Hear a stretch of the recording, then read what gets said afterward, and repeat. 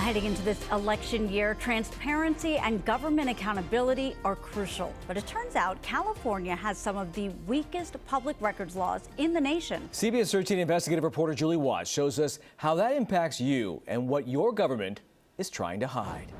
Let's start with a few questions. Would you want to know if your child's school found toxic chemicals in the drinking water? Or who's using your DNA for research? Or if the state is planning to house a sexually violent predator in your neighborhood? This is the type of information you're supposed to have access to through California public records. But we've found California state agencies often use your tax dollars to find ways to keep public information a secret. We promised that we would check off every box that we could check off to make sure that these children don't get sick anymore. Their sons, Kyle and Mason, were diagnosed with cancer a year apart.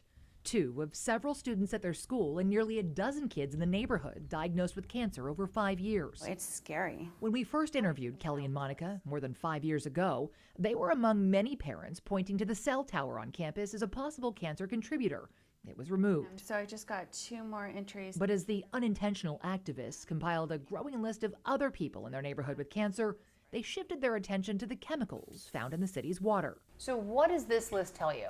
There's a serious problem. Through public city water records, the moms discovered their local well was contaminated with chemicals that are known to cause cancer. Why did you wait 6 months to let folks know that you took this well offline? Then we started digging through state public records and found the city had secretly reactivated that contaminated well. Is that safe for folks to drink? It's within the state guidelines. Then school district public records revealed the district previously found those chemicals in school drinking water, but didn't tell parents. How many more children have to get sick? And how many more children have to almost be on their deathbed for somebody to do something about this? The district eventually disconnected its contaminated well, but without public records, We would still be where we were with no knowledge of any of it. Now, every agency in California, from law enforcement to school districts to prisons and public health, are subject to public records laws. California's Constitution says, when in doubt, agencies must interpret public records laws to further the people's right of access. It also says writings of public officials and agencies shall be open to public scrutiny. But in reality, from the Department of Corrections to public health, this is often what we get when we request those writings. Agencies are like anybody else. They have an incentive to withhold that which is embarrassing or inconvenient. And David Loy of the First Amendment Coalition says California agencies usually get away with it because there are no significant penalties in California. The California Public Records Act, which largely governs public access, includes a lot of exemptions. The Department of Corrections is refusing to provide answers. And California agencies use them a lot. It's a great law in theory, but in practice, the problem is the implementation and enforcement. For instance, for years we've been investigating California's newborn DNA biobank. The state stores DNA samples from every baby born in California and doesn't ask for consent. Were you aware that the state was storing your child's DNA? No. Do you think you should have been aware? Absolutely.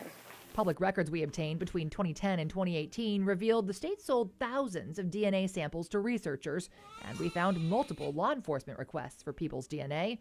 But when we recently asked the California Department of Public Health for an updated list of research and law enforcement requests, the agency denied us, saying it's no longer tracking that information like it used to and is not required to create a record to tell us who has access to our DNA. They have no strong incentive to comply because there's no meaningful effective penalty. Also in California, law enforcement agencies can deny most requests relating to investigations indefinitely.